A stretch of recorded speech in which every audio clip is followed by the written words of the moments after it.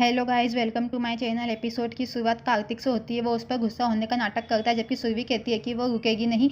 जैसे ही कार्तिक उसे रोकता है, रणवीर उसे रोकने के लिए कहता है क्योंकि ऐसा गुस्सा सेहत के लिए अच्छा नहीं है।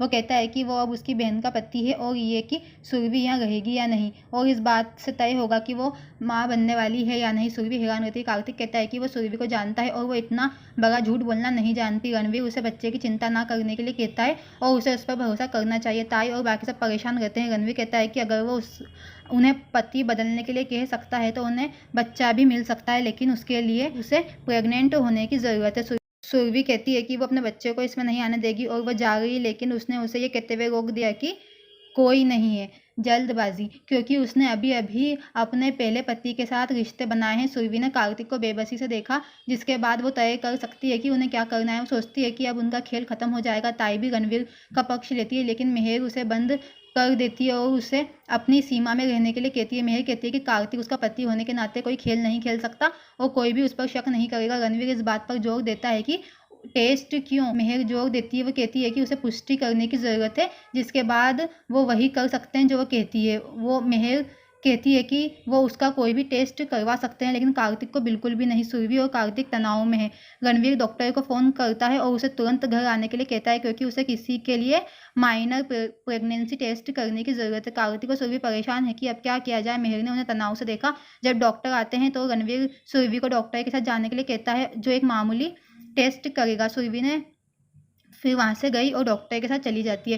कार्तिक बेसब्री से वेट करता है। जैसे ही वो मंदिर को पार करती है, सुरभि हिचकिचाती है और भगवान को देखती है। वो सोचती है कि अगर सच्चाई सामने आई तो उनकी प्लानिंग सब खराब हो जाएगी और वो शांति को खो देंगे। ताई ने आंखें मूंद ली है, सोचकर कि इस बार सुरभि निश्चित रूप से नीचे जा रही है। फिर नीचे कार्तिक उसका वेट करता है। डॉक्टर सुरभि पर उसका टेस्ट करना शुरू करता है, क्योंकि वो बिस्तर पर लेटी है। वो फिर भगवान को देखती है, जबकि सुरभि आशाई होकर टेस्ट करवाती है। अंत में डॉक्टर आते हैं और उन्हें बताते हैं कि उन्होंने सुरभि का टेस्ट किया है और वो कुछ महीनों से प्रेग्नेंट है। रणवीर दोगुना सुनिश्चित करता है और कार्तिक खुद से सहमत है। बाकी सब हैरान रहते हैं। कार्तिक को याद है कि वो कैसे बेहोश हो गई थी और वो सच में प्रेग्नेंट है। जैसे ही वो नीचे उतरती है, वो दोनों एक दूसरे को देखकर अभिभूत हो जाते हैं, क्योंकि वो दोनों उसके आने वाले बच्चे के बारे में सोचते हैं। सुरभि मुस्कुराती है और कमर पर हाथ रखती है। मेहर ताई से कार्तिक पर फिर कभी शक न करने के लिए कहती है और रणवीर से कहती है कि उसने उससे कहा कार्तिक सही था। सुरभि ने अपने झूठ को सच में बदलने के लिए प्रभु को धन्यवाद दिया और उस महिला को पूरा किया जो वो आज है, और बच्चे के आने का सही टाइम है ताकि वो उसके और उसके बीच एक रिश्ता बन सके। मेहर सुरभि के पास आती है और कहती है कि उनकी शादी की रात भी नहीं हुई है और उसे उन्हें अकेला छोड़ने के लिए कहती है। सुरभि कहती है कि वो भी जाना चाहती है और यहाँ बिल्कुल नहीं रहना चाहती। कार्तिक सहमत हो जाता है और सोचता है कि अब उसे यहाँ केवल सुरभि पाने के लिए कुछ करना होगा। वो ऊपर की ओर जाता है और मेहर उसका पीछा करती है। रणवीर सुरभि के पास आता है और कहता है कि उसे नहीं पता कि क्या कहना है, क्या बधाई देना है कि वो प्रेग्नेंट है। ये दुखी है कि वो बच्चे को खो देगी। जिस टाइम वो बच्चे को जन्म देगी, कार्तिक के पास जाएगी। वो उसे साथ आने के लिए कहता है। सुरभि उन सभी को देखती है और बाहर चली जाती है। इस बीच कार्तिक आता है और अपनी शादी की रात के लिए कमरा डेकोरेट देखता है। मेहर आती है और पूछती है कि क्या बात है। वो कहता है कि वो टूट गया है। वो उससे ऐसा ना करने की विनती करती है। वो कहता है कि प्रभु ने उसे खुशी देकर और फिर उसे छीनकर उसका मजाक उड़ाया है। वो पूछती है कि कैसे।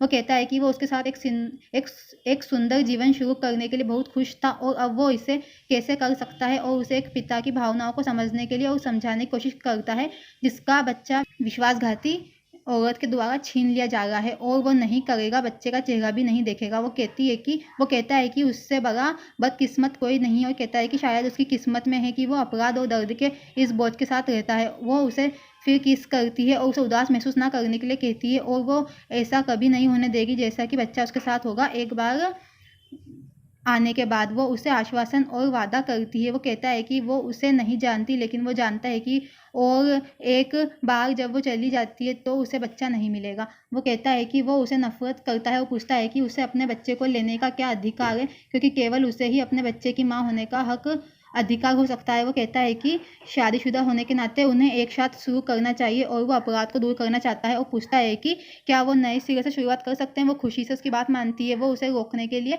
विनती करता है ताकि बच्चा न जाए। उसे उम्मीद है कि वो जल्दी सहमत हो जाएगी। वो पूछता है कि क्या वो उसके बच्चे की माँ होगी। वो इमोशनल होती है। वो कहती है कि वो बच्चे की माँ होगी। वो उसे भावनात्मक रूप से ब्लैकमेल करता है और कहता है कि वो यहाँ केवल उसके लिए सहमत है और उन्हें उसे रोकना होगा। जैसे कि अगर वो भाग जाती है तो एक अलग पहचान के साथ छिप जाती है, तो वो क्या करेंगे, वो फिर कुछ नहीं करती है। वो कहता है कि उसे उससे बहुत उम्मीदें थी, लेकिन ये उसका बच्चा नहीं था और वो उसे क्यों स्वीकार करेगी। वो कहता है कि वो अपराध बोध के साथ जीने में सक्षम होगा। वो फिर भाग जाती है, जबकि वो सोचता है कि उसे कुछ और करने की ज़रूरत है। फिर वो उसे जाते हुए देखकर खुश होता है। नीचे ताई उलझन में है, सुरभि क्या कर रही है, क्योंकि कार्तिक और सुरभि को खुद नहीं पता था कि वो प्रेग्नेंट है। वो बिंदु से कहती है कि वो ये देखने के लिए वेट करती है कि ये नाटक अब किस रहस्य को उजागर करता है। बाहर जैसे ही सुरभि दरवाजे की ओर जाती है, रणवीर के साथ उसे उम्मीद है कि कार्तिक उसे रोकने में सक्षम होने के लिए कुछ करेगा, अन्यथा वो वापस नहीं आ पाएगी। रणवीर कार स्टार्ट करता है, वो उसे कार में बैठने के लिए कहता है ताकि वो उसे छोड़ सके। सुरभि को उम्मीद है कि कुछ होगा। जैसे ही वो कार स्टार्ट करता है और ड्राइव करता है, मेहर ताई को दूर धकेलती है और बाहर भागती है और उसे रोक देती है। वो सब उलझे हुए रहते हैं। ताई दौड़ती है देखने के लिए कि ये अगला ट्विस्ट क्या है। वो अंदर जाती है और सुरभि को बाहर आने के लिए कहती है, क्योंकि वो कार्तिक के बच्चे को लेकर कहीं नहीं जा सकती। रणवीर बाहर आता है और पूछता है कि वो क्या कर रही है। मेहर कहती है कि उसे कार्तिक की आंखों में आंसू नहीं देख सकती है और वो इस घर में बच्चे को जन्म देगी। वो कहती है कि बच्चा उसकी और उसका और कार्तिक का है, और जब तक वो उन्हें बच्चा नहीं देती उसे कहीं भी जाने की अनुमति नहीं देगी। सुरभि गुस्सा होने का नाटक करती है और कहती है कि वो कहीं नहीं रहेगी और वो यहाँ से जाएगी, क्योंकि वो घुटन महसूस कर रही है। मेहर उसे जबरन अंदर ले जाती है।